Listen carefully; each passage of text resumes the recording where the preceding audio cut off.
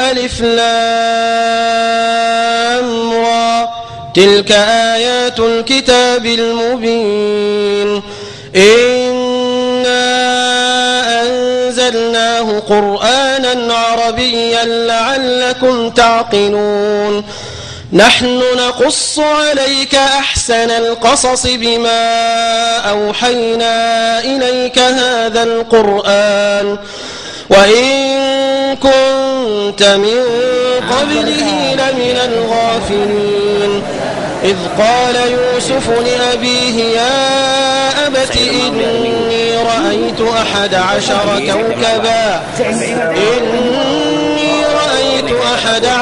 كوكبا والشمس والقمر رأيتهم لي ساجدين نحمده ونستعينه ونستغفره ونستهديه ونعوذ بالله من شرور أنفسنا وسيئات أعمالنا من يهده الله فلا مضل له ومن يضلل فلا هادي له وأشهد أن لا إله إلا الله وحده لا شريك له وأشهد أن نبينا محمدا عبده ورسوله بلغ الرسالة وأدى الأمانة ونصح الأمة وجاهد في الله حق جهاده حتى أتاه اليقين وصلوات ربي وسلامه عليه وعلى آله وصحبه أجمعين. Sesungguhnya segala puji hanyalah bagi Allah Subhanahu wa taala. Kita memuji Allah, kemudian kita juga menyembah Allah, beribadah kepada Allah dan meminta tolong kepada Allah semata. Kita berlindung kepada Allah Subhanahu wa taala dari kejahatan nafsu-nafsu kita dan dari keburukan amal perbuatan kita. Kita meminta ampun kepada Allah dari dosa-dosa kita. Kita juga memohon petunjuk kepada Allah, karena sesungguhnya siapa yang telah diberi oleh Allah di jalan yang lurus, tidak seorang pun yang dapat menyesatkan langkahnya. Dan sebaliknya, orang yang telah disesatkan oleh Allah, maka tidak seorang pun pula dapat kembali meluruskan jalannya. Kemudian kita bersaksi bahwa tiada ilah, tiada Tuhan yang patut dan berhak disembah selain Allah Subhanahu wa taala. Tuhan yang tidak bersekutu dan tidak berserikat. Kita juga bersaksi bahwa Muhammad sallallahu alaihi wasallam adalah hamba Allah, utusan Allah. Beliau telah menyampaikan risalah yang diamanatkan oleh Allah Subhanahu wa taala dengan sebaik-baiknya. Kemudian kita juga menyampaikan, mendoakan salawat dan salam untuk keluarga Rasulullah, para sahabat, serta setiap orang-orang yang senantiasa menegakkan dan mempedomani ajaran Rasulullah pada setiap masa hingga datangnya hari akhirat atau hari kiamat kelak. وقفنا في الدرس الماضي أحبتي في الله عند قول المؤلف رحمه الله تبارك وتعالى ولو عذب الله أهل السماوات والأرض برهم وفاجرهم عذبهم غير ظالم لهم. Pada minggu lalu kita sampai pada pembahasan ucapan atau ungkapan Imam Al-Barbahari.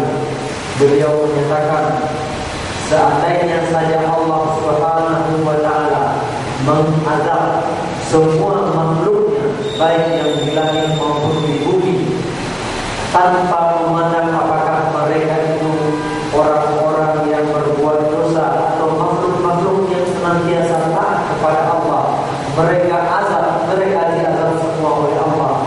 Sesungguhnya apa yang dilakukan oleh Allah itu bukan merupakan sebuah kezaliman. لأننا جميعنا خلق الله تبارك وتعالى. Karena kita semua adalah makhluk Allah Subhanahu wa taala. Kita semua adalah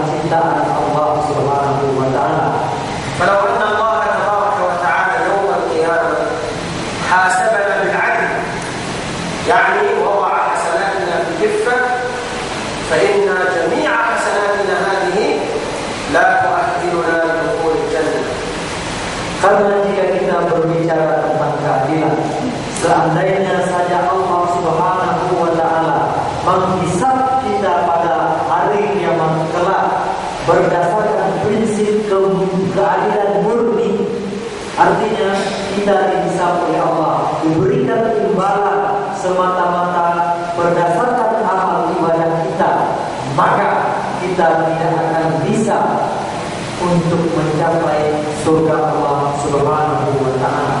لأن هذه الجنة التي خلقها الله تبارك وتعالى والتي عرضها السماوات والأرض مهما عبدنا الله تبارك وتعالى ليلا ونهارا فعبادتنا لا تكفي. لذلك لو أن الله عذبنا بعد ذلك فلا يكون ظالما.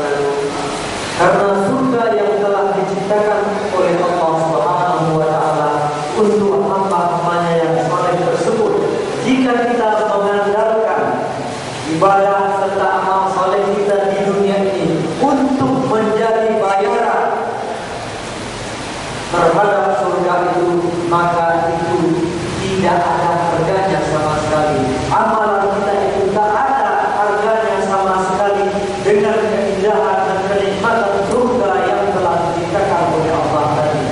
فالله يوم القيامة يحاسبنا بالفضل فيمن علينا بدخول الجنة وإن كانت أعمالنا لا تكفي. Oleh karena itu sesungguhnya Allah ketika menghisab kita kelak di hari akhirat itu dengan asas keutamaan kemurahan Allah Subhanahu wa Ta'ala kepada kita, bukan berdasarkan hitungan keadilan, karena sesungguhnya amalan kita tadi tidak cukup untuk membayar surga Allah Subhanahu wa Ta'ala. وقد ذكرنا في الدرس الماضي أن الله تبارك وتعالى قال في القرآن الكريم لأهل الجنة ادخلوا الجنة، أو قال وتلكم الجنة أورثتموها بما كنتم تعملون. والنبي عليه الصلاة والسلام قال لن يدخل أحدكم الجنة بعمله. فكيف نجمع بين الآية وبين الحديث؟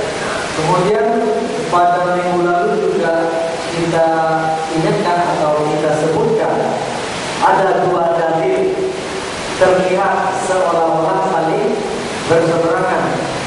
Dalil yang pertama adalah ayat Al-Quran di mana Allah mengatakan, itulah surga itu yang aku wariskan, berikan kepada kalian semua atas amal perbuatan yang telah kalian lakukan. Sementara dari lain hadis Rasulullah mengatakan bahwa kita semua, kamu semua, kata Rasulullah, tidak bisa masuk surga hanya berdasarkan amal kita itu. Bagaimana kita mengkompromikan kedua dalil yang terlihat berseberangan ini? Siapa yang maksudnya? Ini tentang huruf B.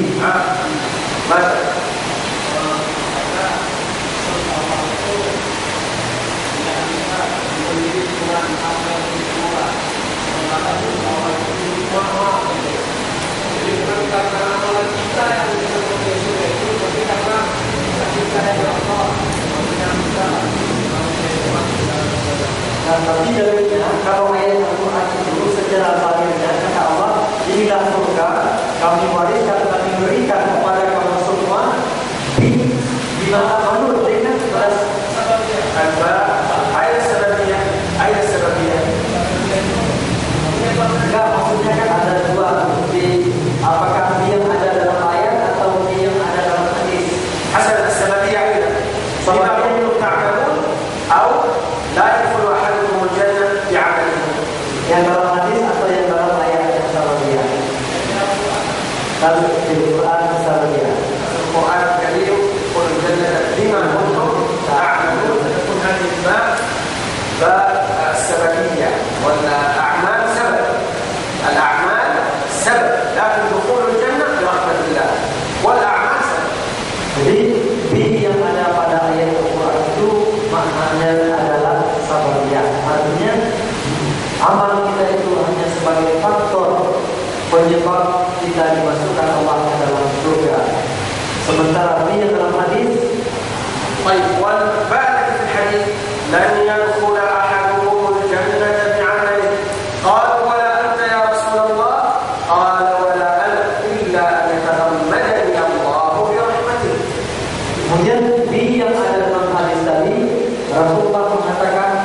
tak seorang pun yang bisa masuk surga diamanihi dengan amalnya. Kemudian sahabat bertanya, demikian juga dengan Anda ya Rasulullah? Rasulullah mengatakan betul, kecuali orang-orang yang diberi rahmat oleh Allah Subhanahu wa taala. Mana juga Apa makna apa pada hadis tersebut?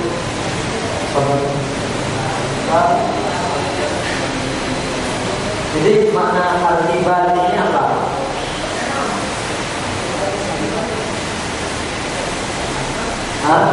Rahmat. Belum. Belum. Ini misalnya kan contohnya saya sebut kemarin, misalnya ishtaraitul qalama bi khamsati alaf. Saya beli pena ini bi khamsati alaf dengan harga 5.000. Ayo, ya, apa arti di sini bi itu? تأخذ الخمسة تأخذ القلم.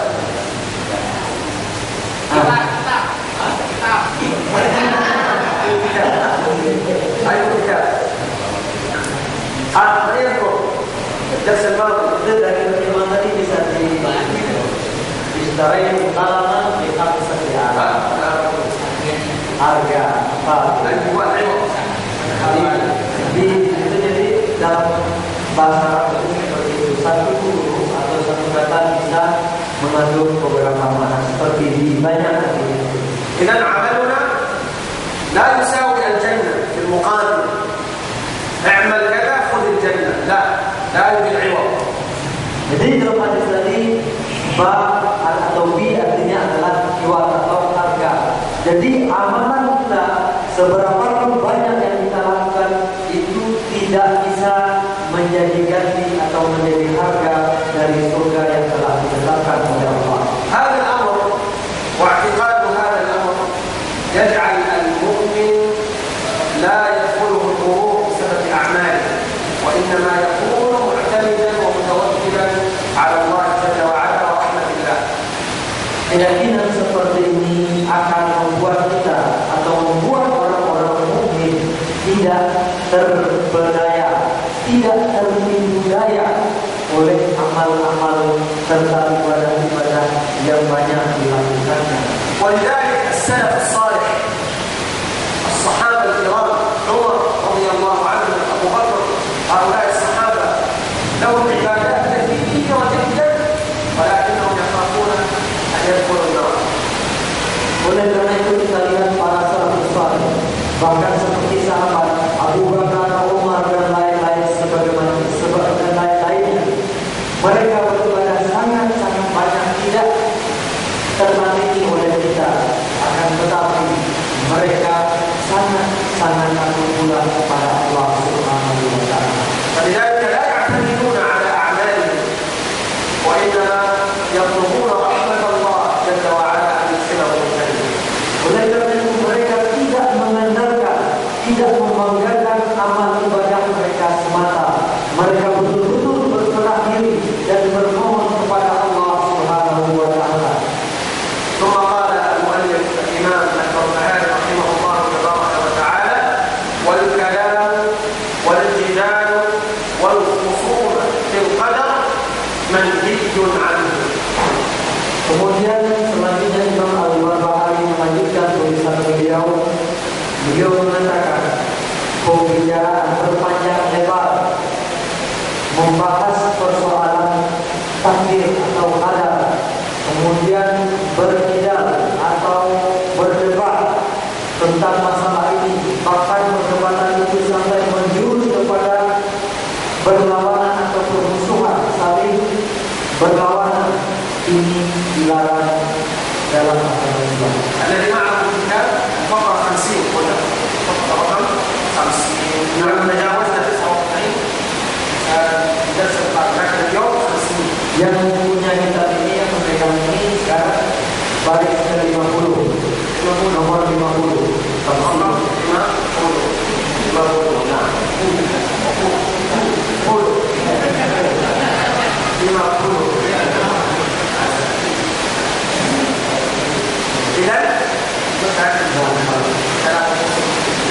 إذن لا ينبغي للمسلم أن يجادل بالقدر، وإنما ينبغي له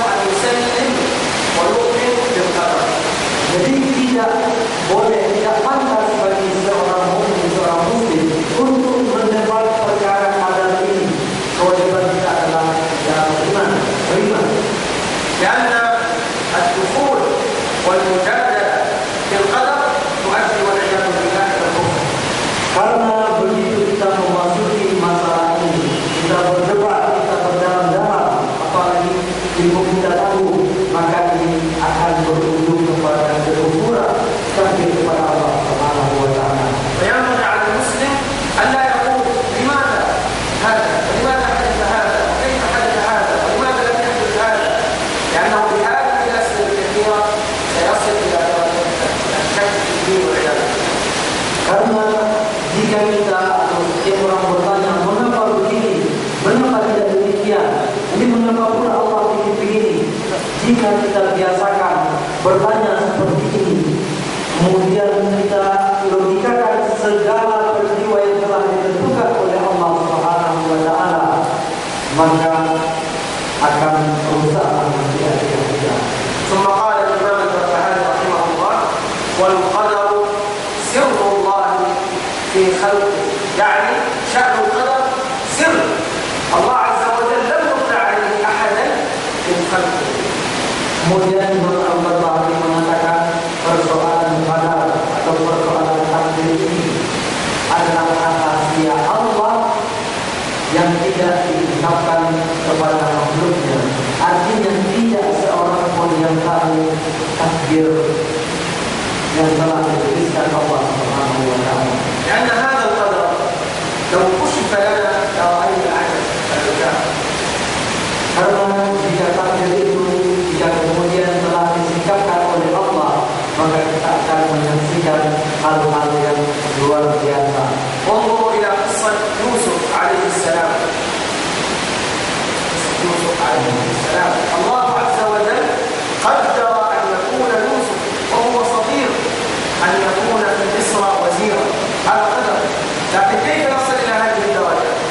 Misalnya kita lihat contoh kisah Nabi Yusuf.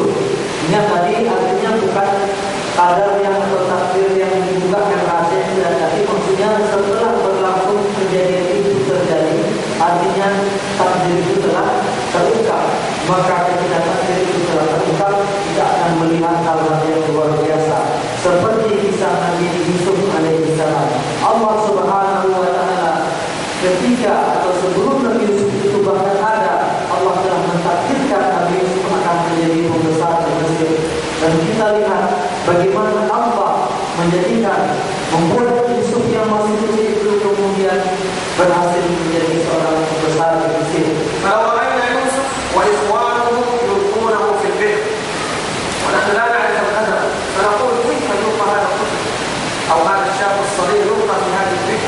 ما هذا ولماذا يحدث هذا؟ ولكن الله عز وجل يخفي عنا القدر وماذا سيحصل له. Kalau kita mengamati setiap peristiwa, begitu kita melihat misalnya Nabi Yusuf yang masih muda, masih kecil, dilemparkan, dibuang oleh saudara-saudaranya ke dalam sebuah sumur, kita akan mengatakan misalnya, kenapa Allah biarkan Nabi Yusuf diperlakukan seperti itu? Bagaimana nanti kejadiannya? Apa padahal dia masih kecil? Akan ada pertanyaan-pertanyaan seperti itu.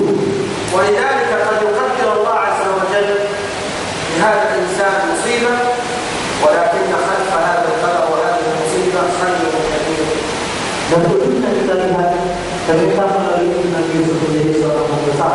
Oleh karena itu Allah Subhanahu wa taala bisa saja pada awalnya kita melihat kesulitan-kesulitan yang ditimpakan oleh Allah kepada seseorang, akan tetapi di belakang hari terdapat rahasia yang sangat besar. ولذلك ربنا جل وعلا قال لنا في القرآن الكريم: أعوذ بالله من الشيطان الرجيم وعسى أن تكرهوا شيئا وهو خير لكم وعسى أن تحبوا شيئا وهو شر لكم والله يعلم وأنتم لا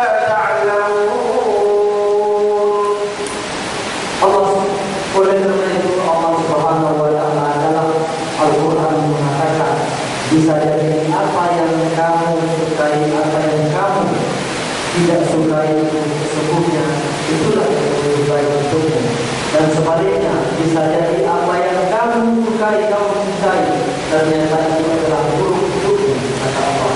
Dan Allah lebih tahu dan kamu semua tidak tahu apa-apa.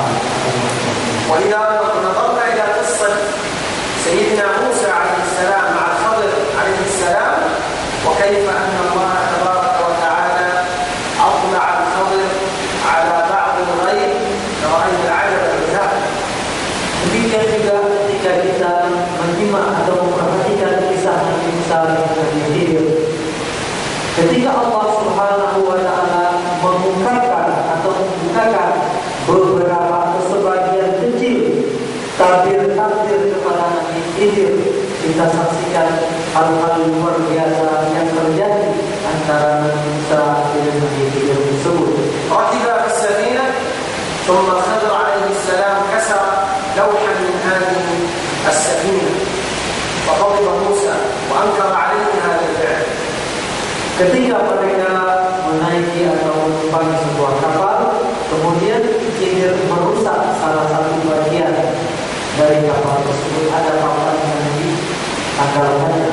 ثم أخبره الخضر بعد ذلك ماذا فعل هذا وأما السفينة فكانت لمساكين يعملون في البحر فأردت أن أعيبها وكان وراءهم ملك يأخذ كل سفينة غصبا. Nabi Musa pada awalnya merasa heran, mengapa ini dilakukan oleh Khidir, karena memang dia berkata.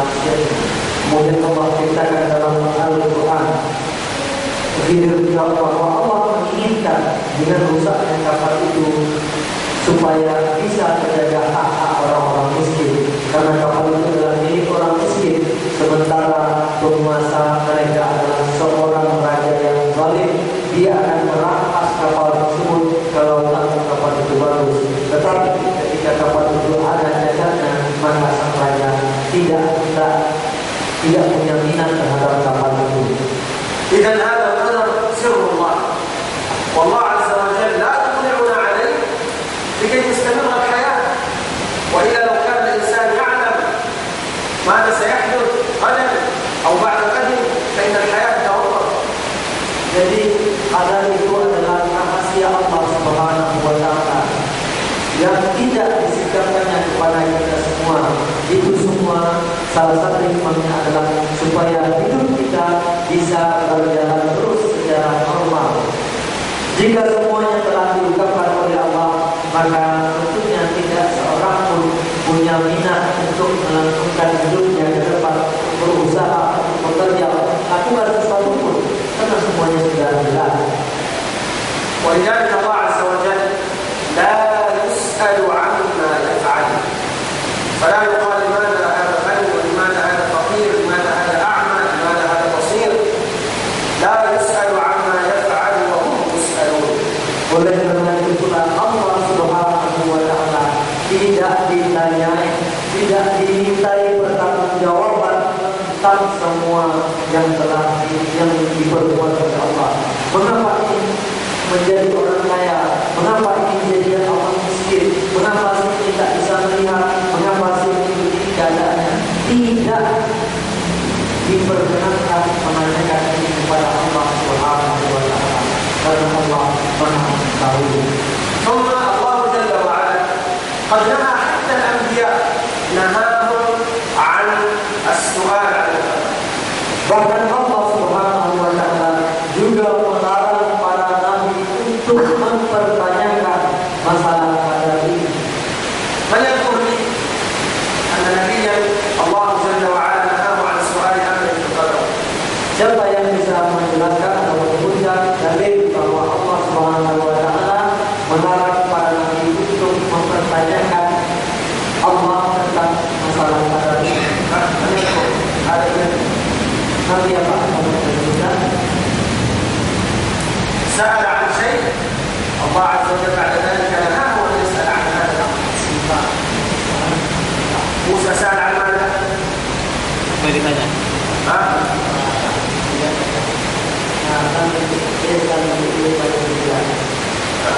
لا نريد شيء يتعلق بالقدر. نعم موسى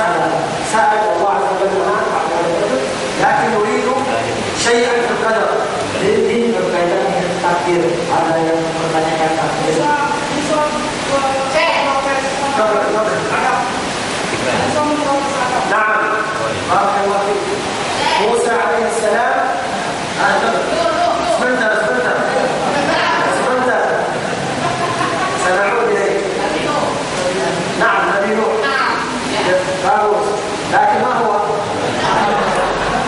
النبي نوح، لكن نهاه عن ماذا؟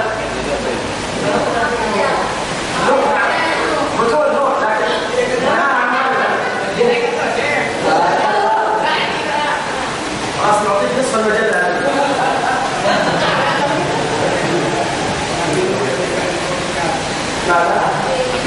نبي نوح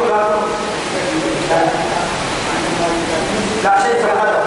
Ini masalah yang paling pas kali terima dari Bapak tadi, Nabi yang memprotes takdir Allah. Kenapa begitu?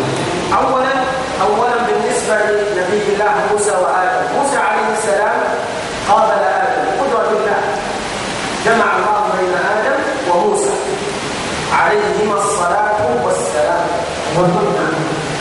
Jadi masalah Nabi Musa tentang Nabi Adam tadi, Allah Subhanahu wa Ta'ala dengan kekuasaannya mempertemukan Nabi Musa dengan Nabi Adam. فقال موسى عليه الصلاة والسلام لآدم عليه الصلاة والسلام أنت آدم الذي أخرجتنا من الجنة. Nabi Musa berkata kepada Nabi Adam, Anda Nabi Adam yang telah membuat kami semua keluar dari surga. فقال له آدم عليه السلام يعني قال لموسى أنت تعيرني بذنب قد كتبه الله عليك قبل أن أخلق. Kemudian Nabi Adam menjawab, kamu mencela saya atas dosa yang telah ditakdirkan oleh Allah sebelum saya diciptakan. أما بالنسبة لنوح عليه السلام فإن نوحا عليه السلام لما غرق ابنه سأل الله عز وجل عن لماذا غرق ابني وهو من أهلي. Adapun kisah Nabi Nuh ketika Allah Subhanahu wa Ta'ala menenggelamkan anak Nabi Nuh, Nabi Nuh pun bertanya kepada Allah seolah memprotes, mengapa anakku ditenggelamkan? Bukankah dia anakku ya Allah? فقال الله جل وعلا Allah Subhanahu wa Ta'ala menjawab, أعوذ بالله من الشيطان الرجيم ونادى نوح ربه فقال رب إن ابني من أهلي وإن وعدك الحق. ونادى نوح ربه فقال رب إن ابني من أهلي وإن وعدك الحق وأنت أحكم الحاكمين. kemudian Nabi Nuh pun berdoa kepada Allah, Ya Allah, anakku itu adalah bagian atau keluargaku, dan sesungguhnya janjimu itu benar, janjimu itu pasti ya Allah, dan Engkau adalah hakim yang paling adil, hakim yang paling bijak ya Allah. فأجابه الله تبارك وتعالى قال يا نوح إنه ليس من أهلك إنه عمل غير صالح، يعني ليس من أهلك الذين وعدتهم بالنجاة لأنه لم يكن مؤمنا. Kemudian Allah menjawab Nabi Nuh, anakku itu bukan keluargamu karena dia tidak termasuk orang-orang yang beramal saleh. ثم قال الله عز وجل لنوح ينهاه عن السؤال في القدر فلا تسألني ما ليس لك به علم إني أعدك أن تكون من الجاهلين. فنهاه الله أن يسأل لماذا ابن غيره وهلك، لأن الله يعلم أنه لا يستحق النجاة لأنه لم يكن من المؤمنين. Kemudian Allah Subhanahu wa Ta'ala menegur Nabi Nuh. Allah Subhanahu wa Ta'ala menegur Nabi Nuh, Nuh, jangan kamu bertanya kepadaku tentang hal-hal yang tidak kamu ketahui, yaitu tentang masalah qadar. Aku beri kamu peringatan supaya kamu tidak termasuk orang-orang yang jahil. Allah Subhanahu wa Ta'ala menegur Nabi Nuh untuk tidak mempertanyakan ketentuan atau takdir yang telah dituliskan oleh Allah Subhanahu wa Ta'ala. ولذلك أيضا الله عز وجل نهى عموم المسلمين ألا يسألوا عن أشياء لأنها إذا ظهر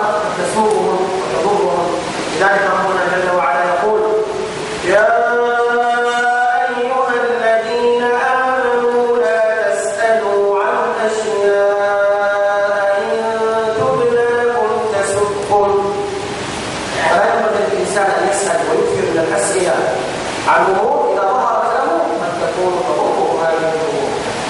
Oleh karena itu juga Allah Subhanahu wa taala melarang kita semua untuk banyak bertanya, banyak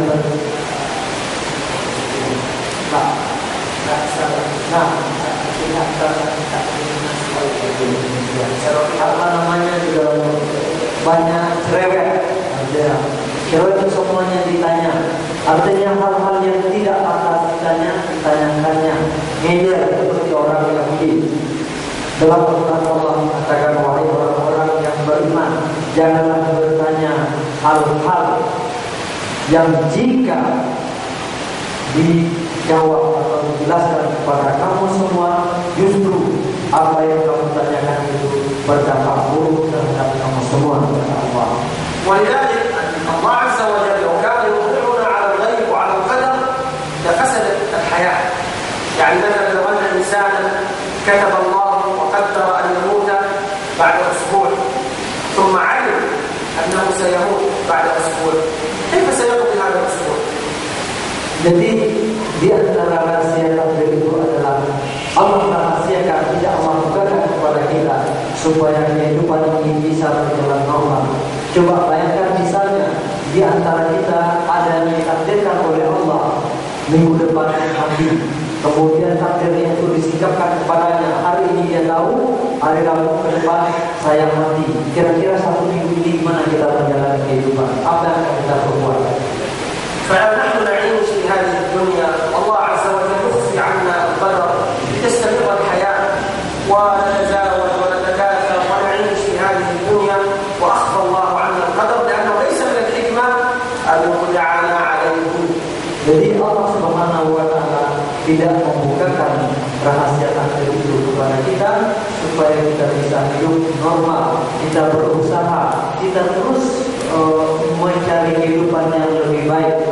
Kalau tidak, maka semuanya akan berhenti. Dan itu bukanlah sesuatu yang hikmah, sesuatu yang bijak, karena tentunya kehidupan ini tak berlangsung lagi dengan normal. ولذلك لا يجوز، نحن نؤمن بالقدر، لكن لا يجوز بعد ذلك أن نحتج بالقدر. فإذا سرق السارق وقبضنا عليه يقول لماذا تقبضون عليه والله عز وجل قد قدر علي هذه السرقة. Namun demikian kita wajib beriman dengan qadar. Namun demikian kita tidak boleh beralasan terhadap hal-hal yang buruk. Ini semuanya adalah qadar. Misalnya ada yang mencuri, mengapa kamu mencuri? Ini adalah takdir. Jadi takdir tidak boleh dikambing-hitamkan. أو عندما تنصح رجلا لا يصلي أو رجلا والعياذ بالله يفعل المعاصي فيقول لك قدر الله علي هذه المعاصي. Atau misalnya ada orang yang tidak sholat atau melakukan dosa, kita beri nasihat, tapi dia berkata, inilah takdir Allah yang telah ditetapkan untuk saya. لو أننا قبضنا على سارق ثم لما أردنا أن نطبق فيه شرع الله ونقطع يده قال لنا أنتم تقطعون يدي على أمر قد قدره الله عليه، فماذا نقول؟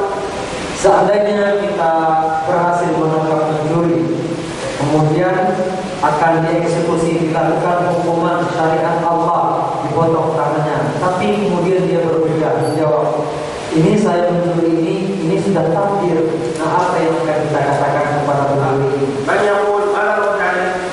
Apa jawaban kita? Saya mencuri itu sudah takdir. Hah? Ya, apa? Itu jawabannya. Apa jawaban kita? Asik. Gak maksud supaya hukumannya tetap berlangsung. Apa jawabannya? Artinya orang mencuri itu silakan dipotong tangannya. Jadi dia melakukan pembelaan diri, jangan potong tangannya apa? Ini kan sudah takdir saya mencuri. Nah, apa? Hah? نعم هو يقول قدر الله أن تقطع يدي فلماذا تعاقبونني؟ Hah? Gimana? Ajar.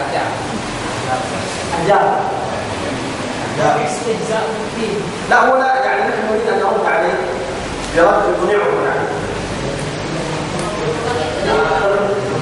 Masalahnya begini, ada yang mencuri, dia mencuri kemudian ditangkap dalam Islam, misalnya hukumnya di sini adalah hukum Islam berlaku, hukum syariat berlaku.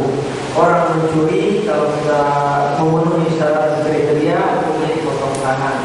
Tapi dia membela diri supaya tangannya tak dipotong, katanya jangan potong tangan saya tak bersalah, saya mencuri kan sudah takdir.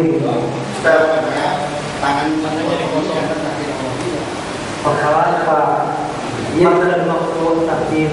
Nah, kama anna Allah Azza wa Jalla qaddara laka an tasriq, كذلك الله عز وجل قدر لنا أن نقطع يدك المسروقة فسرقة من قضاء الله وقدره ونحن أيضا قطعنا يدك لأن الله قدر أن نقطع يدك.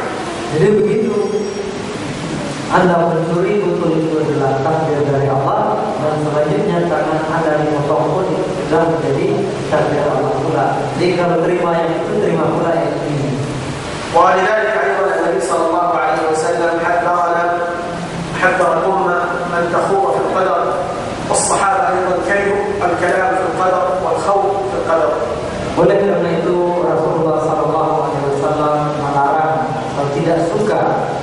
Rasulullah tidak berbicara tentang qadar ini berdalam-dalam. Hadis-hadis tentang itu tidak berpanjang lebar, tidak menjadi pembicaraan yang menjadi perdebatan. Para sahabat juga demikian, mereka tidak suka membahas masalah takdir ini terlalu mendalam.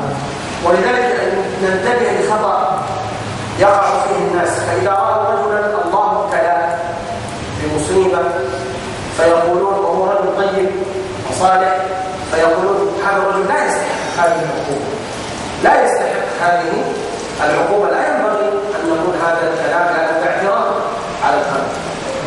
إذا رأينا رجل مبتلى بشيء فنقول هذا الرجل مسكين لا يستحق ما نزل منه. Misalnya ketika kita melihat ada orang sesungguhnya kalau dia orang baik, orang saleh, tapi dia mendapat cobaan, kok kayaknya nggak adil ya, orang baik begini kok begini kondisinya, kok dapat cobaan seperti ini dari Allah. Jangan sampai seperti itu. لأنه إذا كان من الصالحين فما نزل به من بلاء ومن مصيبة كفارة ورفع للدرجات.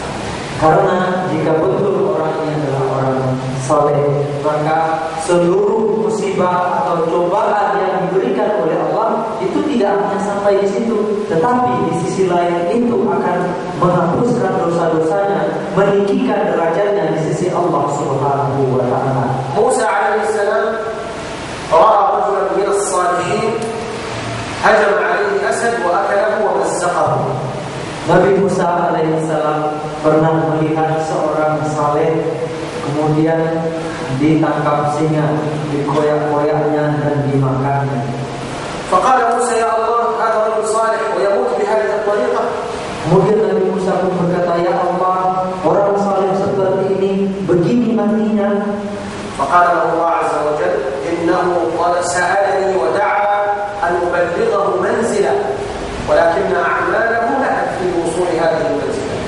Allah Subhanahu wa taala menjawab Nabi Musa, Musa, hamba-Ku ini meminta kepadaku, berdoa kepadaku untuk diletakkan, didudukkan pada tingkatan yang tinggi, akan tetapi amalnya tidak cukup untuk mengantarkannya ke tempat yang tinggi tersebut.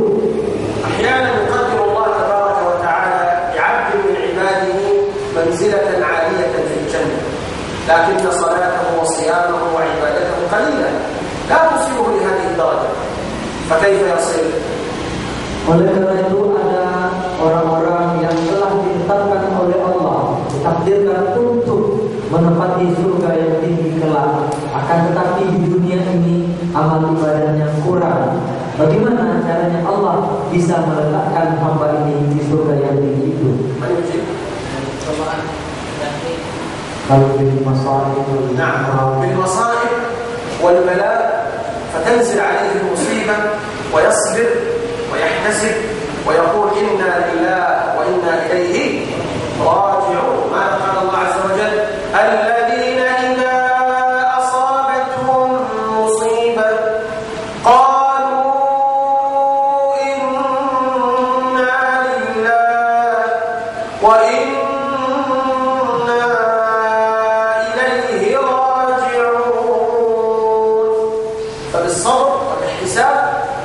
على المصيبة الله عز وجل يرفع هذا الإنسان إلى تلك الدرجة. Allah Subhanahu wa taala menurunkan, menimpakan kepadanya cobaan, tetapi kemudian dia sabar, dia ikhlaskan, dia terima semua cobaan yang diberikan oleh Allah semata-mata ikhlas dan tunduk kepada Allah. Kemudian dia mengatakan inna lillahi wa inna ilaihi raji'un, sebagaimana yang juga adalah disebutkan oleh Allah Subhanahu wa taala dalam Al-Qur'an, yaitu orang-orang yang ketika mereka ditimpa musibah mereka mengatakan inna lillahi wa inna ilaihi raji'un. وليعلم المسلم أن وراء المصائب التي تنزل عليه خيرا بمشيئة الله تبارك وتعالى. Jadi sudah sewajibnya lah bagi kita setiap muslim untuk selalu mengingat bahwa di balik setiap ujian yang Allah berikan kepada kita itu ada imbalan yang sangat besar untuk kita. ثم قال الإمام البربهاري رحمه الله تبارك وتعالى: الإيمان بالإسراء والمعراج، والإيمان بأن رسول الله صلى الله عليه وسلم أسري به إلى السماء. Kemudian Imam Al-Barbahari melanjutkan pada baris-baris berikutnya, kemudian termasuk iman atau akidah kita Ahlus Sunnah wal Jamaah adalah kita beriman dengan Isra wal Mi'raj Rasulullah sallallahu alaihi wasallam. وهنا سؤال: هل كان الإسراء والمعراج في المنام أو كان في اليقظة؟ Pertanyaan, apakah Isra Mi'raj itu dalam mimpi atau dalam kondisi bangun? يقظة ليس، لأن بعض الناس ينكر ويقول كان الإسراء والمعراج وهو تلوح عليه الصلاة والسلام. Jadi pertanyaan ini mengapa? Karena memang ada di antara kaum muslimin juga yang mengatakan Isra Mi'raj itu terjadi hanya prosesnya dalam mimpi. Rasulullah tidur kemudian mimpinya isinya adalah Isra Mi'raj. لو كان في المنام لما كان معجزة ولا كرامة، لأن الإنسان أحيانا عندما ينام يحلم بأشياء عجيبة وغريبة. Jikalau betul itu hanya dalam mimpi, tentunya tidak menjadi mukjizat, tidak menjadi hal yang luar biasa, tidak menjadi hal yang diperbincangkan oleh orang-orang mulai seketika itu. Karena siapa saja bisa bermimpi dan mimpinya bisa yang ajaib-ajaib semua. ولو كان الإسراء في المنام لما كذبه كفار قريش. Kalau betul Isra Mi'raj hanya dalam mimpi, tentu orang-orang Quraisy tidak akan menuduh Rasulullah berbohong. فلو قال لهم أنني رأيت في المنام أنني ذهبت إلى بيت المقدس ثم صعدت إلى السماء لقال له أمر يعني حلو لا بأس به لا بأس. Kalau misalnya Rasulullah mengatakan kepada mereka, saya bermimpi telah melakukan perjalanan semalam saja ke Baitul Maqdis kemudian naik ke langit, tentunya orang-orang Quraisy itu ya tak masalah, kan mimpi. طيب الإسراء والمعراج إذا كان في البدن بدنه عليه الصلاة والسلام في اليقظة، كل هذا حدث في اليقظة. Jadi Isra Mi'raj itu terjadi dengan jasad Rasulullah, jasmani Rasulullah, tubuh Rasulullah ikut. Jadi beliau dalam keadaan sadar, bangun. ولكن الإسراء والمعراج كم أخذ وقتا؟ كم يوما؟ Tetapi Isra Mi'raj itu berapa lama? Berapa lama? نعم في ليلة وأقل، لأن الرسول عليه الصلاة والسلام أسري به وانتهى من كل شيء ورجع ولا زال فراشه دافئا. Jadi bahkan tak sampai satu malam, tak selama itu, karena peristiwa itu Rasulullah diisrakan kemudian dimi'rajkan ke langit dan kembali lagi ke kamar beliau. Ketidurannya itu masih hangat, bekas tidur beliau, tempat beliau berboleh masih hangat. وهذه بقدرة الله تبارك وتعالى الذي هو على كل شيء Dan ini semua tentunya tidak lepas dari kekuatan atau kekuasaan Allah. Dan sesungguhnya Allah itu mampu untuk melakukan apa saja. Wal iman bil Isra wal Mi'raj wajib. Alladhi yunkir al Isra wal Mi'raj yakunu mukazziban lil Quran al-Karim. Beriman dengan Isra Mi'raj ini hukumnya wajib. Orang yang tidak percaya dengan Isra Mi'raj berarti dia tidak beriman dengan Al-Quran. Qala Allah tabaraka wa ta'ala, Bismillahirrahmanirrahim.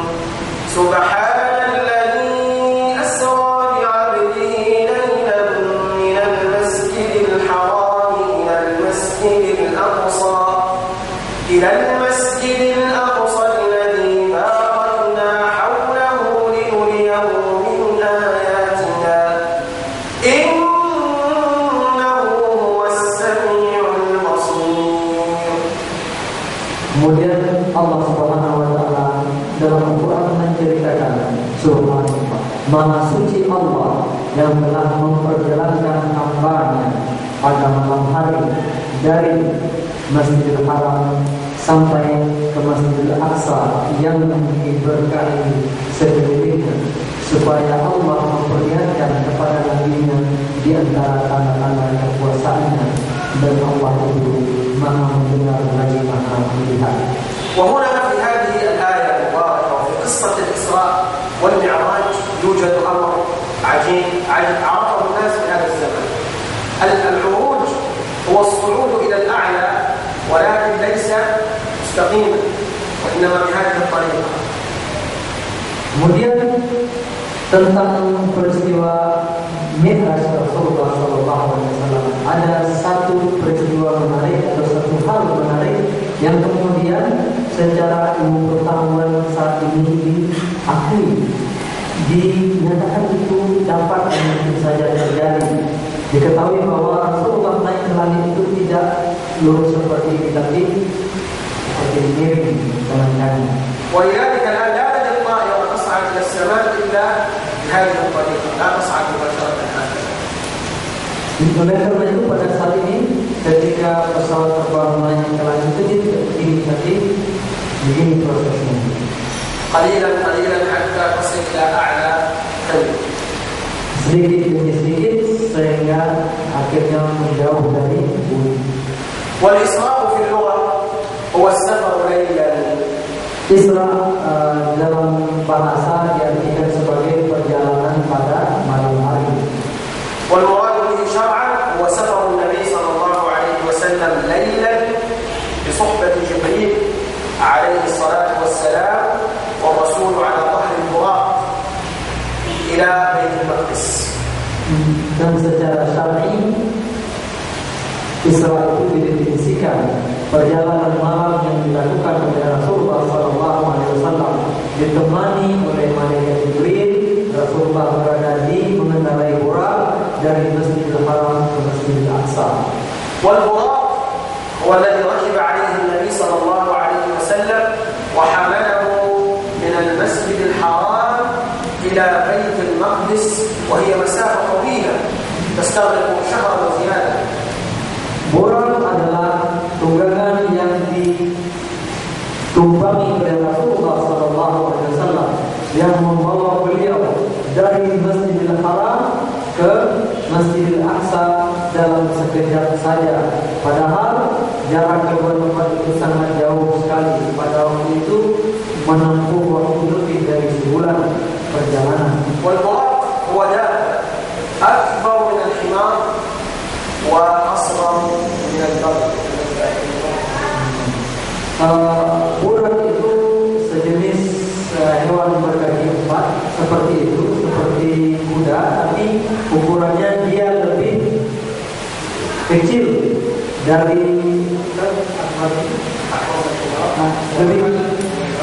lebih besar daripada keledai, tapi lebih kecil dari bilal. Bilal itu hasil kawin campur antara kuda dengan keledai. Ya, kawin campur keledai dengan kuda menghasilkan binatang tersebut dalam masalah bilal. Jadi besar ukuran itu antara keinginan itu. وهو سريع جدا إذا رفع حافره فإن حافره يصل إلى مكان الذي ينتهي بصره. Kemudian dia berlari sangat kencang sekali. Jika dia telah mengangkat atau melompat seperti itu, maka lompatannya itu sejauh mata memandang. Dia satu kali lompatan sampai ke ujung pandangan mata. وسمي البراق من البريق واللمعان. Disebut dengan burak ini berasal dari kata kilatan cahaya. ثم وصل النبي صلى الله عليه وسلم إلى بيت المقدس وهناك الله عز وجل جمع له الأنبياء بقدرته جل وعلا فصلى بهم إماما عليه الصلاة والسلام. Kemudian Rasulullah SAW pun sampai ke Masjidil Aqsa. Kemudian Allah Subhanahu wa Ta'ala dengan kekuasaannya menurunkan semua para nabi pun hadir di Masjidil Aqsa, salat bersama Rasulullah mengimami mereka semua. Biqudratillah wa lidzalika huwa imamul anbiya wa afdalul anbiya alaihi salatu wassalam. Itu semua terjadi dengan kehendak dan kekuasaan Allah. Rasulullah mengimami mereka, dan ini pun menjadi benar bahwa Rasulullah adalah imam para nabi dan para rasul. ثم عرج به عليه الصلاة والسلام إلى السماء الدنيا فقال أهل السماء من؟ فقال جبريل أنا. قيل من معه؟ قال محمد. ثم فتحت له السماء. Kemudian dari sana Rasulullah pun dimi'rajkan ke langit dunia, langit paling bawah. Kemudian para penjaga langit pun bertanya, siapa? Malaikat Jibril menjawab, saya Jibril. Siapa bersama anda? Muhammad sallallahu alaihi wasallam. Maka pintu langit pun dibukakan untuk beliau. وفي تلك السماء الأولى رأى نبيا كريما. Di langit pertama itu Rasulullah melihat seorang nabi. من هذا النبي؟ Siapa nama nabinya? آدم. ما شاء الله. في السماء الأولى رأى آدم أبو البشر عليه الصلاة والسلام. Di langit pertama Rasulullah berjumpa dengan Nabi Adam, nenek moyang atau bapak moyang seluruh manusia. فسلم عليه النبي صلى الله عليه وسلم فرد آدم السلام وأقر بنبوته وقال مرحبا بالنبي الصالح والابن الصالح. Kemudian Rasulullah pun mengucapkan salam kepada Nabi Adam. Nabi Adam pun menjawab salam beliau dan mengakui kenabian Rasulullah. Nabi Adam mengucapkan selamat datang kepada Nabi yang saleh, anak yang saleh. ثم صعد إلى السماء الثانية ووجد فيها نبيين كريمين. Rasulullah pun kemudian naik ke langit kedua. Di sana beliau berjumpa dengan dua orang nabi. من هما؟ Siapa itu? يحيى كان عيسى عليهما الصلاة والسلام. Nabi Yahya dan Nabi Isa. وهما ابني الخالة لأن عيسى ويحيى عليهما الصلاة والسلام هما في القرابة ابني خالة. ابني خالة.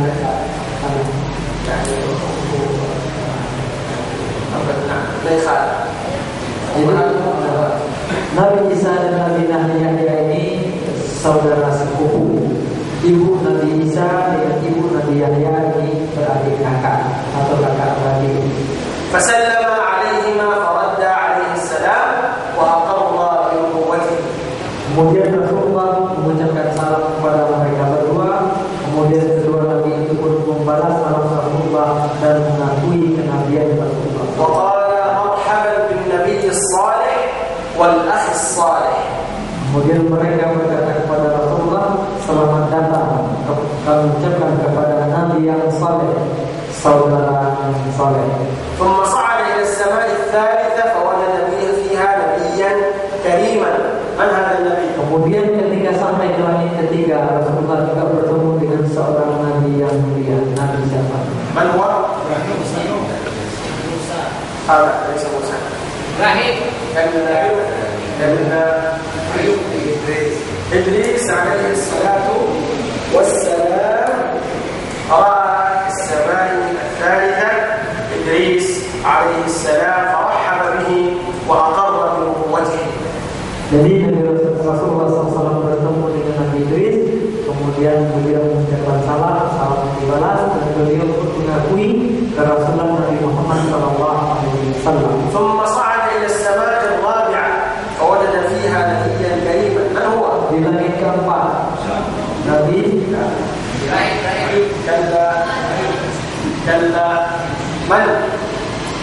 نبي كريم له صورة في القرآن الكريم باسمه.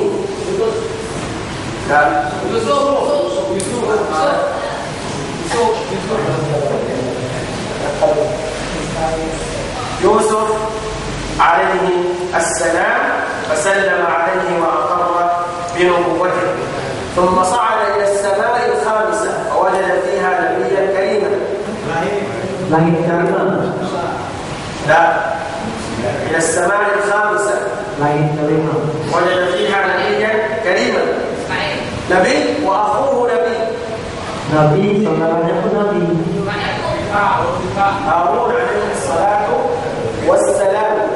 Nabi في Harun. السماء الخامسة رأى نبينا صلى الله عليه وسلم هارون عليه السلام فسلم عليه وأقر بنبوته. ثم صعد إلى السماء السادسة. Langit keenam, من وجد فيها موسى عليه الصلاة والسلام في السماء السادسة. وفي السماء السابعة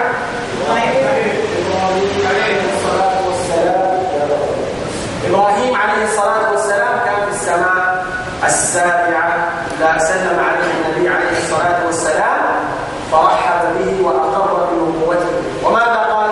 مرحبا بالنبي الصالح لا،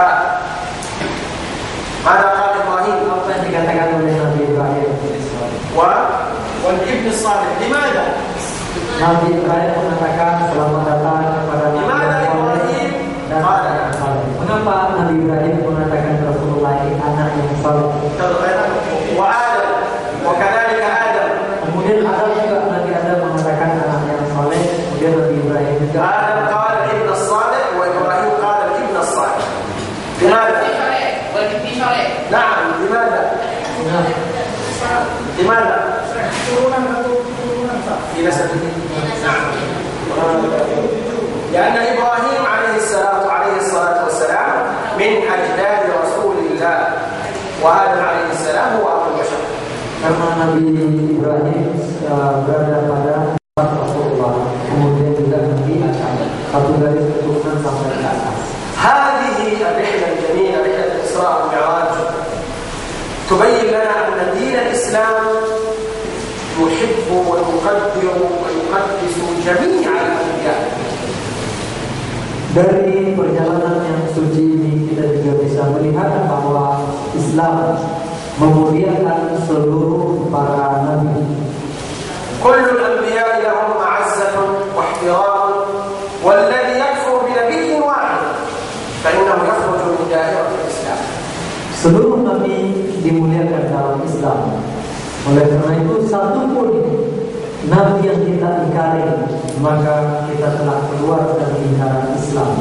بينما اليهودي يؤمن بموسى وبقية الأنبياء، ولكنه يكفر بالنبي صلى الله عليه وسلم ويكفر بعيسى عليه الصلاة والسلام.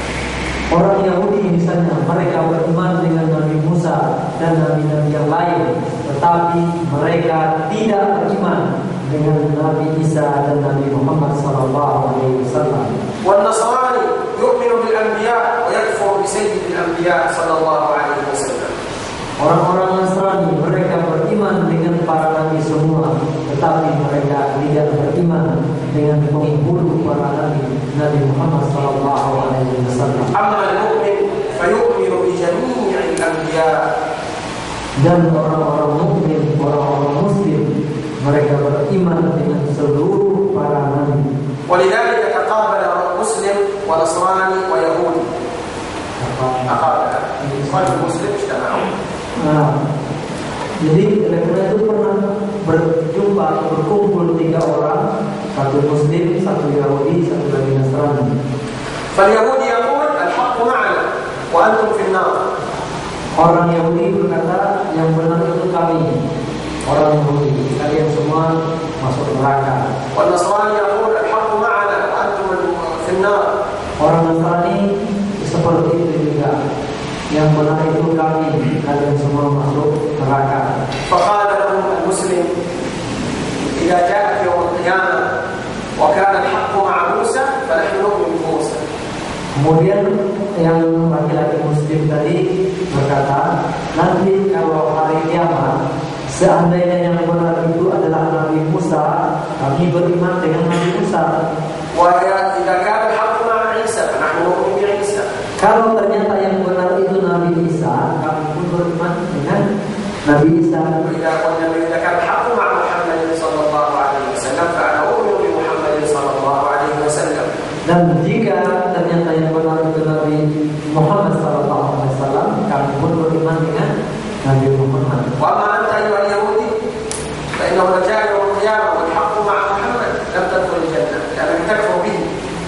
Dan anda wahai Yahudi, seandainya nanti di hari kiamat terbukti yang benar adalah Nabi Muhammad, kalian masuk neraka. Karena kalian tak beriman dengan Nabi Muhammad. وأنت أيها النصراني إذا جاء يوم القيامة والحق مع محمد أيضا ستدخل النار لأنك تكفر به. Demikian juga wahai Nasrani, seandainya nanti di hari kiamat terbukti yang benar itu ada bersama Muhammad SAW, anda juga masuk neraka karena anda tak beriman dengannya. فانتصر المسلم عليهما. Maka orang Islam ini pun menahan beban dengan mereka ini. وهكذا في كل جدال في كل نقاش ينتصر أهل الحق لأن معهم الحق. Demikianlah sesungguhnya bahwa dalam setiap kali ada terjadi perdebatan, sesungguhnya ahli hak itu akan memenangkan perdebatan itu karena mereka selalu memiliki yang hak. قال رجل الهندوسي شابا صغيرا مسلما، تعرفون الهندوس إذا مات عنده ميت يحرقونه في النار. Jadi pernah seorang laki-laki Hindu bertemu dengan seorang Muslim, pemuda Muslim. Sebagaimana kita ketahui bahwa tradisi mereka, jika seseorang itu meninggal maka jenazahnya dibakar. فهذا الهندوسي يقول نحن أفضل منكم، نحن نحرق الميت أما تدفنونه في التراب ويأكله الدود وكذا.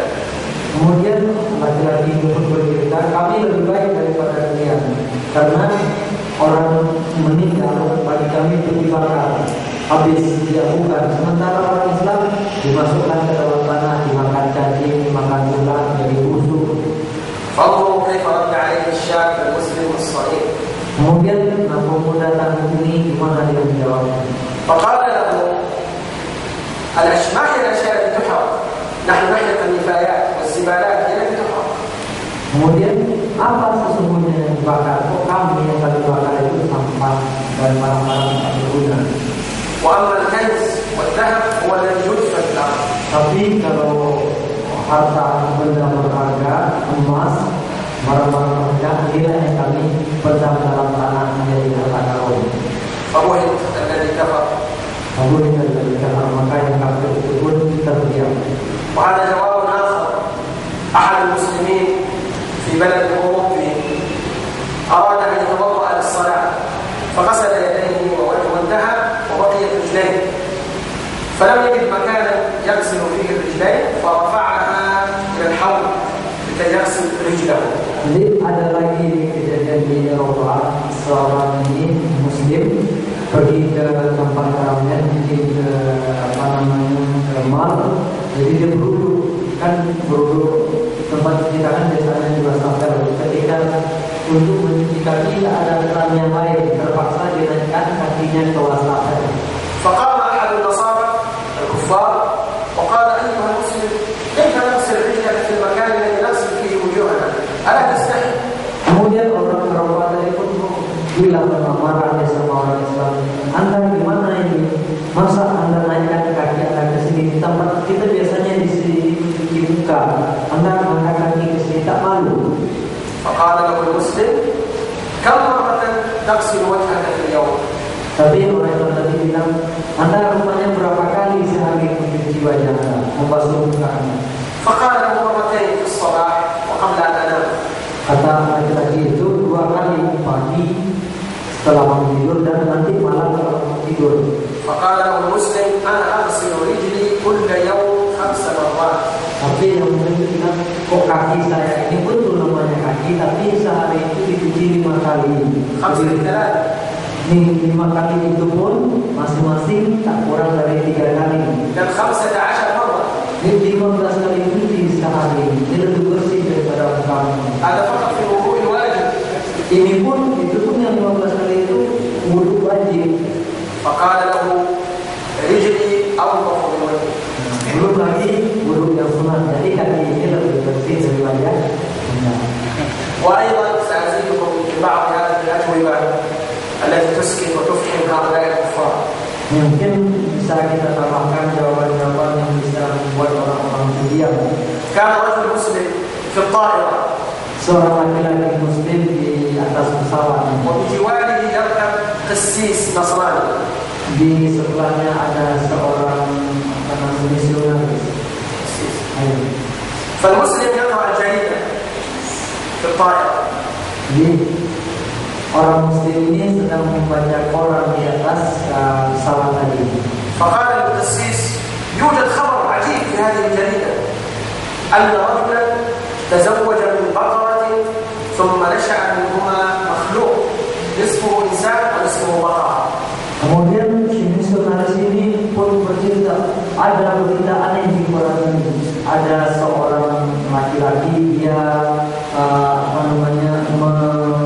menggauli sapi, maka lahirlah anaknya separuh tubuhnya manusia, separuh tubuhnya binatang.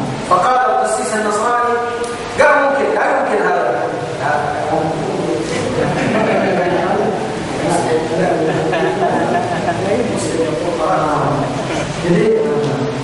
Jadi yang ngomong tadi salah, saya ini yang salah terjemah. Yang berbicara ada berita aneh ini yang orang Islam tadi, Muslim yang baca Quran tadi, ada berita aneh di Quran ini.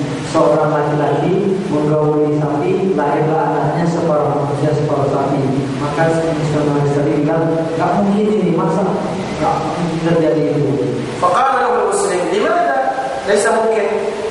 قال لأن هذا إنسان وهذا حيوان ولا يمكن أن يكون بينهما يعني حيوان الإنسان حيوان وينشأ منهما مخلوق. لا يمكن، مستحيل علميا، العلم لا يمكن. Kemudian orang Islam bertanya, rupanya mengapa mustahil? Kemudian si ini tadi misionaris menceritakan, dia secara ilmiah tak mungkin terjadi.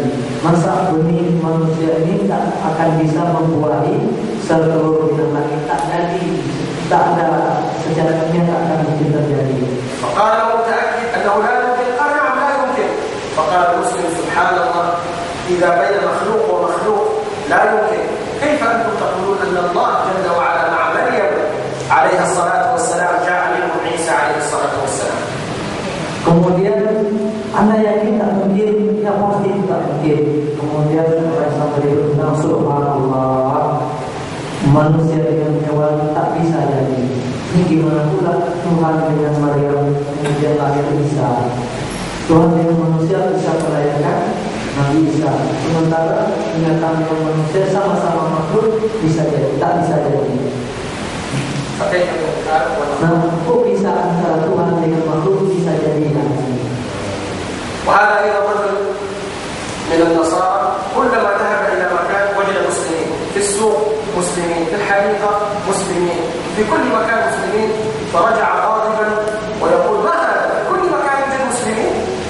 Kemudian ada yang lain lagi, setiap dia di suatu daerah dia di setiap tempat dia selalu bertemu dengan orang sampai di mana-mana ada orang Muslim, di pasar, di kebun, di jalan, semuanya ada orang Islam. فقال له أحد الذين سمعوه المسلمين الذين سمعوه أتريد مكانا لا تجد فيه مسلما؟ قال أين؟ قال في النار.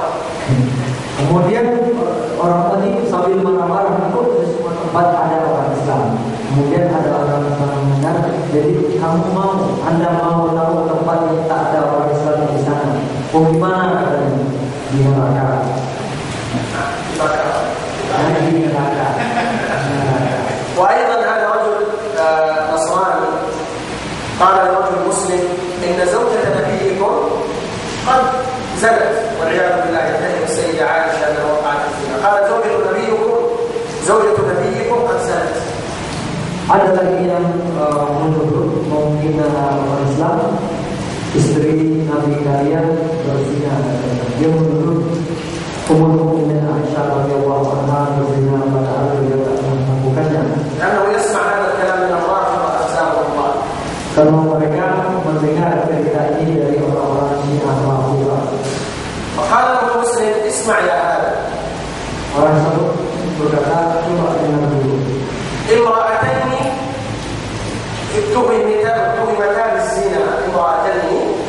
اتهمتا بالزنا السيدة عائشة والسيدة مريم عليه الصلاة والسلام. Kemudian orang mukmin orang Islam berkata ada dua wanita yang dituduh berzina. Dua orang wanita. Yang pertama Maryam dan yang kedua Aisyah. الأولى لها زوج ولكنها لم تحمل. يقصد السيدة عائشة عندها زوج رسول الله ولكنها لم تحمل. والثانية لا زوج لها وقد حملت. Kemudian yang pertama yang pertama Aisyah, dia punya suami dan dia minta hamil. Sementara yang satu lagi yang juga sama-sama dituduh ini sama-sama dituduh orang Yahudi menuduh Maryam itu berzina. Jadi ini Maryam, kita tahu beliau juga perawan suci, beliau juga dituduh berzina. Beliau tak punya istri suami, kemudian beliau ternyata hamil. فقال له فمن أولى أن تتهم بالزنا التي عندها زوج ولم تنجب أم التي ما عندها زوج وقد أنجبت؟ وهم في الحقيقة كلتاهما مبرأتان طاهرتان ولكن هذا من باب المجادلة على الخصم. Jadi kalau secara logika tuduhan ini kepada siapa yang lebih berat? Orang yang sudah punya suami kemudian tidak hamil. Atau orang yang tak punya suami kemudian dia hamil. Ya, secara logika tuduhan ini siapa yang lebih berat, kepada siapa lebih berat? Tidak. Ini hanya sebagai mematikan atau mendiamkan orang dalam berdebat. Kita pun yakin kedua-dua wanita ini adalah suci, termasuk hamba-hamba Allah yang saleh. هذا من باب الرد على الخصم وإلا كلتاهما طاهرتان مبرأتان مما اتهمتا به. Jadi ini hanya untuk membuat orang itu diam, bukan dalam rangka kita mendapatkan tidak, karena kita pun memuliakan mereka berdua, baik Maryam وهذا رجل عين maupun Aisyah radhiyallahu anha. وهذا رجل عين حاكما على بلد فيها يهود ومسلمين، عين حاكما وواليا عليها. Ini ada lagi seorang laki-laki yang ditunjuk menjadi wali atau menjadi penguasa di daerah yang di sana ada orang Yahudi dan orang Muslim. فجمع اليهود عنده في مكتبه وهو الأمير والحاكم. Kemudian dia pun mengumpulkan orang-orang Yahudi di kantornya. فقال لهم أنتم قتلتم عيسى؟ قالوا نعم نحن قتلنا عيسى. Kemudian si gubernur bertanya kepada orang Yahudi, kalian yang telah membunuh Nabi Isa? Mereka berkata, ya kami telah membunuh Isa. قال حسنا لن تخرجوا من عندي حتى تدفعوا الدية. Kemudian oke, kalau begitu kalian tak boleh pergi sampai kalian mau membayar dia pembunuhan ini. ولم يخرجوا حتى دفعوا الدية بهذا الحق. Kemudian mereka pun orang Yahudi itu tidak meninggalkan tempat itu sampai mereka membayarkan dia pembunuhan ini. طيب نعود إلى درسنا إن شاء الله. Kita kembali kepada persoalan pembahasan kita. قلنا أن في السماء السابعة النبي صلى الله عليه وسلم وجد إبراهيم عليه الصلاة والسلام أبو الأنبياء خليل الرحمن. Kemudian kita katakan tadi sudah sebutkan bahwa pada di langit ketujuh Rasulullah SAW bertemu dengan Nabi Ibrahim, bapaknya para nabi, beliau adalah Khalilullah. وهو مسند ظهره على البيت المعمور الذي هو في السماء السابعة. Beliau menyandarkan punggungnya ke Baitul Ma'mur di langit paling atas. هذا البيت المعمور كل يوم يطوف حوله 70,000 من الملائكة ولا يعودون مرة أخرى إليه. Baitul Ma'mur ini setiap harinya ditawafi atau 70.000 malaikat bertawaf. 70.000 malaikat tawaf mengelilingi Baitul Ma'mur ini. ولا يعودون. Kemudian mereka tak kembali lagi. ثم بعد ذلك صعد النبي صلى الله عليه وسلم حتى وصل إلى مكان يسمع فيه صريف الأقلام التي يكتب بها في اللوح المحفوظ. النبي صلى الله عليه وسلم وصل إلى هناك وكلمه الله تبارك وتعالى. Kemudian Rasulullah terus naik sampai ke suatu tempat di mana beliau mendengar goresan kalam atau pena menuliskan di lauh mahfuz. بدون واسطة كما كلم الله تبارك وتعالى موسى تكليما. Rasulullah SAW kemudian diajak bicara oleh Allah tanpa perantara, bagaimana Allah berbicara kepada Nabi Musa alaihissalam. إذا نبينا صلى الله عليه وسلم أيضا هو كليم الله. Oleh karena itu Rasulullah sama seperti Nabi Musa juga kalimullah atau yang diajak bicara langsung oleh Allah Subhanahu wa taala. كلمه الله تبارك وتعالى من وراء حجاب. Allah Subhanahu wa taala berbicara kepada Nabi Muhammad SAW sementara di antara atau di hadapan Rasulullah dibatasi oleh hijab.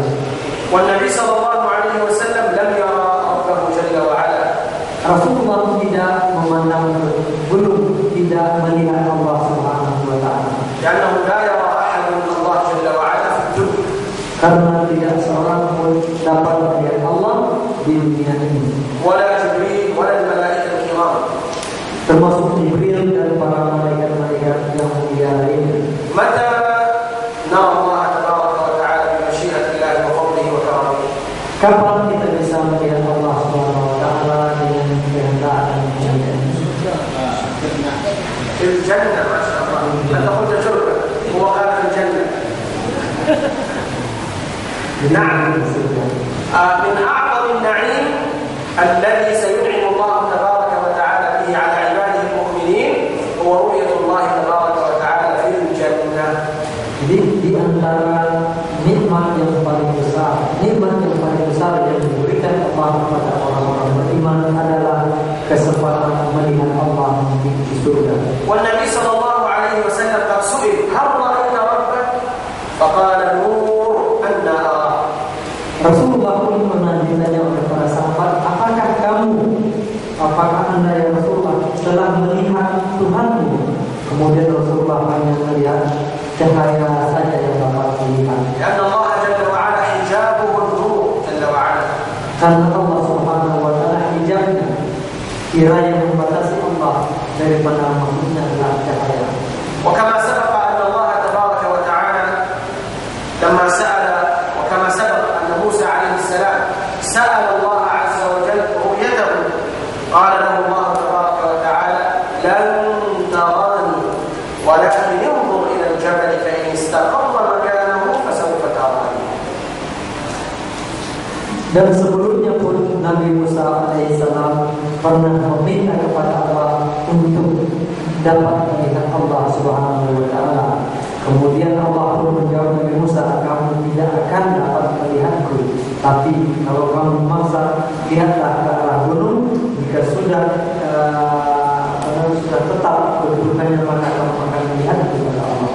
والله عز وجل أخبرنا أيضا في سورة الشورى قال الله جل وعلا أعوذ بالله من الشيطان الرجيم وما كان لبشر أن يكلمه الله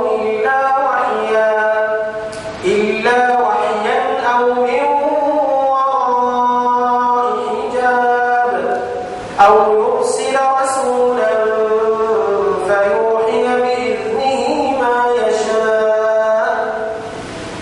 Sebagaimana juga dijelaskan oleh Allah Subhanahu wa taala dalam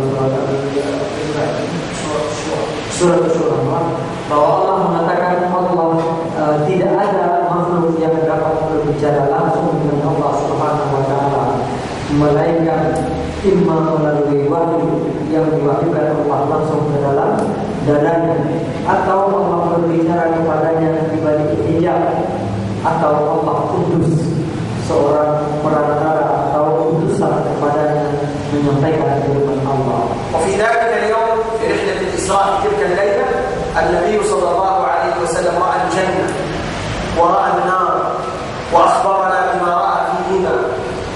Kemudian pada malam Isra itu juga atau malam Mi'raj itu juga Rasulullah SAW melihat surga dan melihat neraka. Kemudian Rasulullah menceritakan apa-apa yang beliau lihat. فأراه الله جل وعلا الذين يعذبون من الزلات والزوال وهم في تنور ضيق.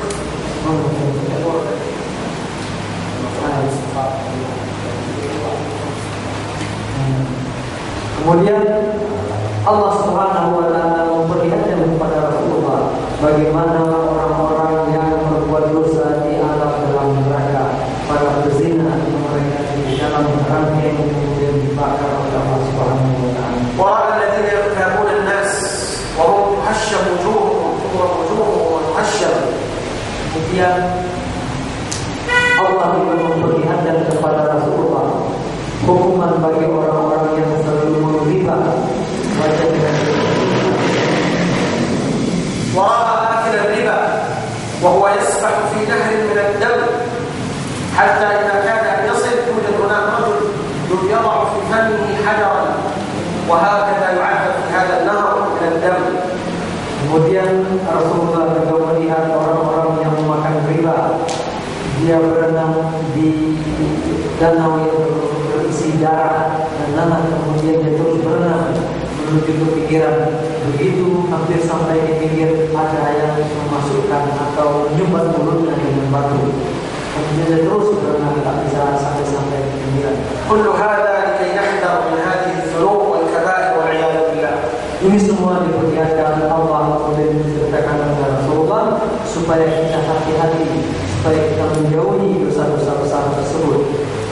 ثم بعد ذلك عندما كلمه الله تبارك وتعالى فرض عليه الصلاة 50 صلاة. Setelah itu Allah Subhanahu wa taala mewajibkan kepada Rasulullah 50 salat dalam sehari.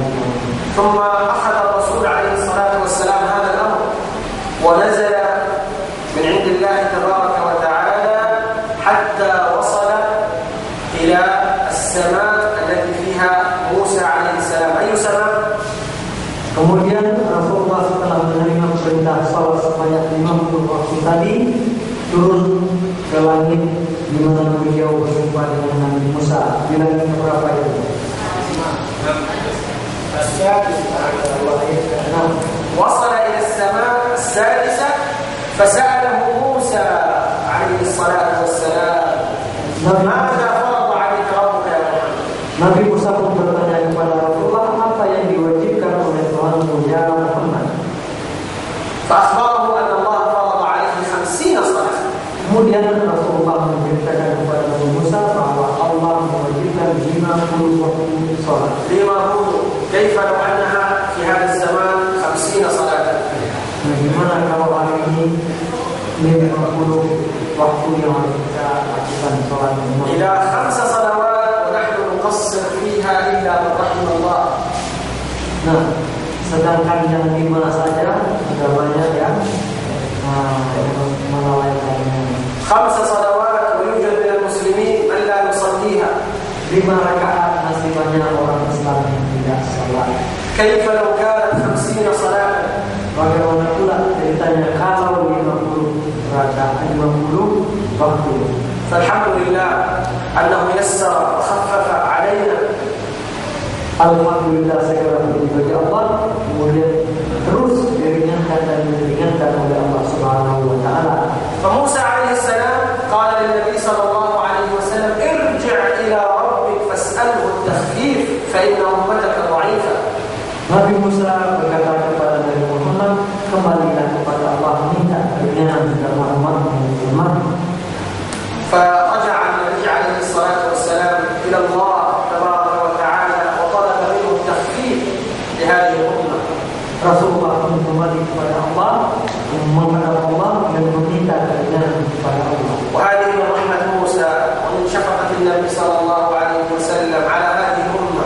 Ini merupakan salah satu bentuk kasih sayang Nabi Musa dan dilakukan Rasulullah untuk umat ini. فكم خفضها الله وكم أنزلها الله تبارك وتعالى. Jadi berapa kemudian dikurangi oleh Allah. هناك Jadi paksa apa? لا يعني ليس 5 نزل 5 لا 5 و15 إذن هؤلاء تقاسم 10. Jadi dikurangi 10 menjadi 40. الله عز وجل جعلها 40. فنزل النبي صلى الله عليه وسلم وقابل موسى أيضا قال له ارجع إلى ربك اسأله التخفيف. Kemudian setelah diturunkan menjadi 40, Rasulullah kembali bertemu Nabi Musa. Nabi Musa pun meminta menyarankan kembali minta keringanan kepada Allah. حتى أصبحت 5 صلوات والنبي عليه الصلاة والسلام يصعد إلى الله وينزل يصعد إلى الله وينزل بين موسى وبين الله حتى أصبحت 5 صلوات. Demikian terus berulang-ulang Rasulullah naik turun terus meminta keringanan seperti yang disarankan oleh Nabi Musa sampai akhirnya tetap menjadi 5 rakaat. أيضا موسى قال ارجع إلى ربك واسأله التخفيف أيضا. Itu pun setelah 5 waktu yang diwajibkan Allah, Nabi Musa tetap menyarankan Rasulullah untuk kembali meminta keringanan kepada Allah. ولكن النبي صلى الله عليه وسلم استحى أن يعود مرة أخرى إلى الله. Tapi kemudian Rasulullah malu untuk meminta keringanan kepada Allah. فقال إني استحييت من الله ولكني أرضى. Rasulullah berkata, saya malu kepada Allah untuk meminta keringanan lagi. Saya ridho dengan apa yang telah dituturkan oleh Allah. فعندما رضي النبي صلى الله عليه وسلم نادى منادي من السماء أن الله تبارك وتعالى جعلها 5 صلوات ولكن أجرها 50 صلاة.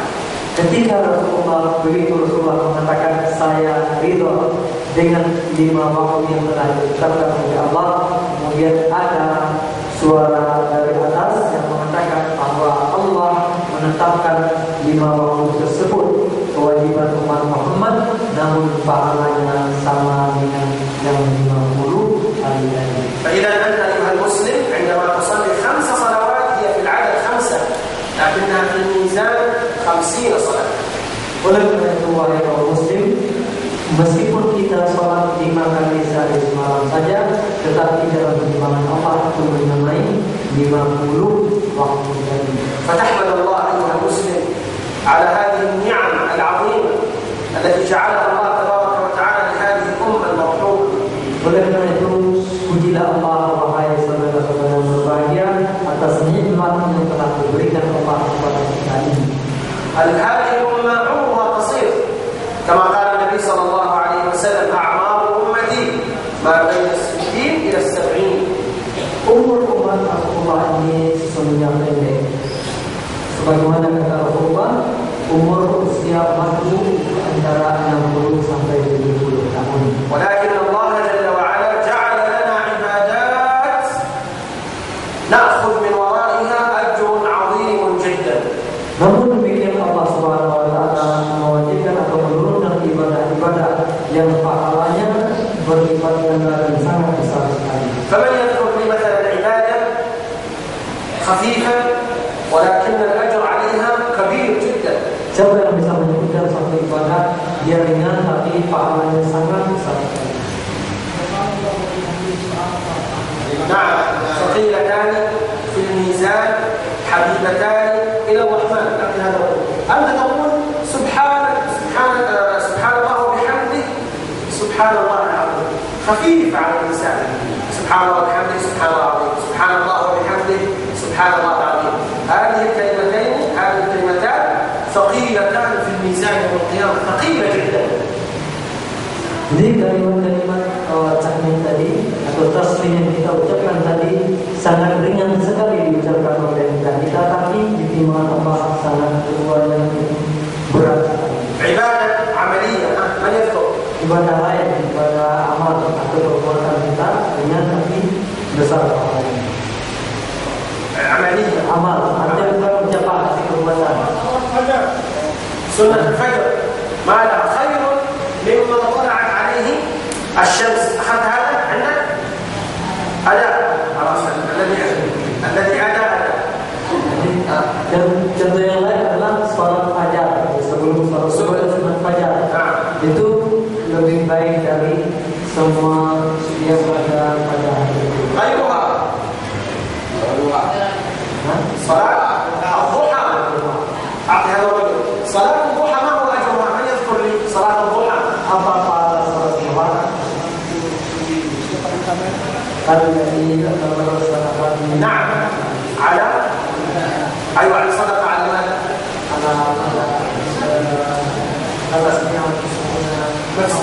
نعم الإنسان عنده 360 مفصل في البدن، كل البدن. هذه نعمة كبيرة. يعني الله عز وجل لو أنه خلق يدنا بدون مفصل، لو أن الله خلق اليد بدون هذا المفصل كيف سنشرب الماء؟ لا تستطيع أن تشرب الماء. تستطيع؟ ما تستطيع تشرب الماء. لكن الله تبارك وتعالى لو هذا غير موجود لا يمكن أن تشرب الماء. Jadi pahala salat duha tadi itu mengenai sedekah 360 persendian. Jadi Allah Subhanahu wa taala menciptakan manusia terdiri dari ada 360 persendian. Dan persendian itu sendiri merupakan nikmat yang luar biasa dari Allah. Sebab kalau kita tak punya sendi, untuk hidup pun tak bisa. Misalnya tak bisa dilipat kita sampai air minum untuk. ولذلك أسألكم لكم هذه القصة ونختم بها هذا اللقاء. Oleh karena itu akan saya sampaikan sebuah kisah dan ini dapat menjadi petunjuk bagaimana kita alami. يروى أن حكيما عنده طلاب. حكيم عنده طلاب أراد أن يختبر طلابه. Diriwayatkan bahwa seorang hakim ahli hikmah, dia memiliki sejumlah orang murid. Jadi dia ingin menguji murid-muridnya ini. يريد أن يعرف من من طلابه فهم الحكمة ودرس الحكمة. Siapakah di antara murid-muridnya ini yang betul-betul memahami hikmah yang telah mereka pelajari. فأحضر قدرا كبيرا في سوق Kemudian si ahli hikmah tadi pun menghadirkan makanan berupa sup barangkali dengan satu korban yang besar. وقسم طلابه إلى قسمين، قسم يرى أنهم فهموا وتعلموا وفهم، وقسم يرى أنهم لم يصلوا إلى درجة الحكماء. Kemudian murid-muridnya pun dikelompokkan dibagi dua. Kelompok pertama adalah murid-murid yang merasa mereka sudah menjadi ahli hikmah. Kemudian kelompok yang berikutnya mereka yang masih merasa jauh dari kelompok yang pertama tadi. فأدخل المجموعة الأولى التي يظن أنهم لم يدرسوا ولم يستوعبوا جيدا. Kemudian beliau memasukkan atau menghadirkan terlebih dahulu kelompok yang merasa belum memiliki ilmu yang cukup. وقد وضع لهم أمام هذا القدر من الماء ملعقة، كل واحد له ملعقة طويلة طولها متر. ملعقة طولها متر. أدخلهم وأعطى كل واحد منهم ملعقة طولها متر. Kemudian orang-orang yang atau kelompok yang masih merasa awam tadi disuruh masuk dan diberi sendok yang panjang kira-kira 1 meter masing-masing, dikasih sendok 1 meter panjang. وقال لهم اشربوا من هذا المرض. Kemudian ini si gurunya itu bilang coba minum sup ini. فكل واحد منهم كان يدخل هذه الملعقة في الماء ثم يحاول أن يشرب وطولها متر. Jadi masing-masing pun mencoba menyedok sopnya tadi, sendoknya 1 meter, jadi bisa-bisa lagi masuk. فكان يكب المرض على ثيابه أو على الأرض يستطيعوا أن يشربوا من الماء. Maka supnya tadi pun bertumpahan, ada yang kena baju, ada yang kena lantai. Penting tak satu pun yang bisa memakan. ثم أخرجهم وأدخل الآخرين. Kemudian mereka keluar, dimasukkan pula kelompok yang pertama yang berikutnya. ولكنهم استطاعوا أن يشربوا من الماء. كيف ذلك؟ Nah, ternyata yang kelompok berikutnya ini yang merasa yang dianggap sudah memiliki ilmu ini, mereka bisa minum atau menyantap sop ini. Gimana caranya? Gimana caranya?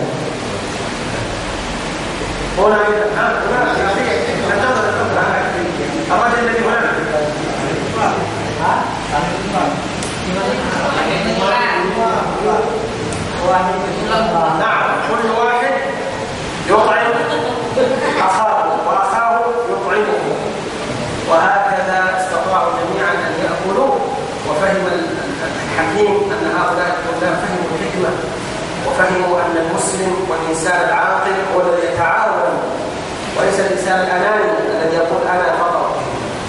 Jadi demikian mereka saling suap, ya, saling menjauhkan kawannya. Nah, maka dua-duanya tadi pun tahu, paham. Berarti anak-anak kelompok yang kedua ini mereka telah sedikit banyaknya mempelajari iman, telah mempelajari hal-hal yang membuat mereka bijaksana, bahwa memang seharusnya setiap muslim, setiap orang muslim harus saling bekerja sama, tidak boleh mementingkan diri sendiri. Kelompok tadi memikirkan diri sendiri, tak bisa makan atau menyantap hidangan. Tapi ini yang bekerja sama saling bantu bisa menikmati hidangan itu. وهذا المثل أخبر النبي صلى الله عليه وسلم به في حديث مثله، بل أفضل منه وأعظم منه حكمة. Cerita semacam ini diceritakan juga oleh Rasulullah SAW, tetapi lebih baik lagi dari yang kita ceritakan ini, perumpamaan yang disebutkan oleh Rasulullah SAW.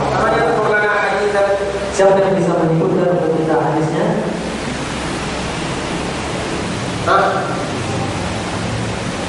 حديث يشبه هذا المثل الذي ذكرناه. Hadis yang mirip dengan cerita atau kisah yang barusan kita sebutkan.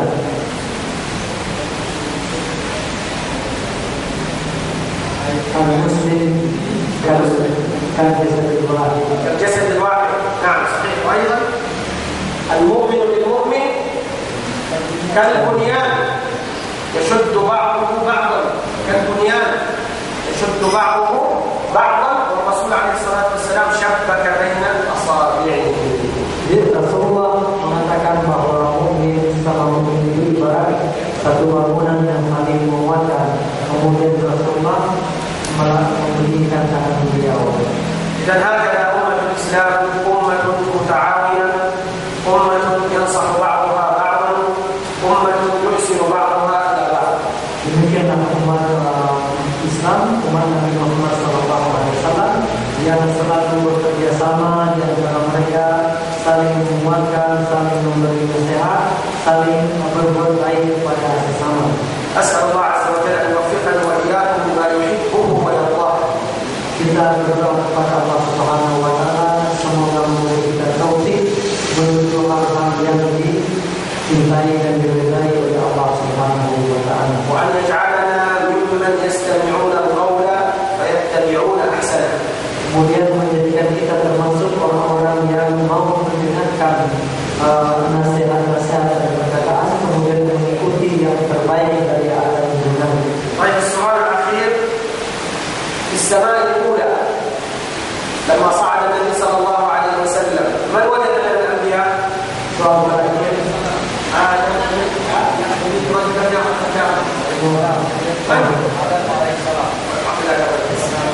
آدم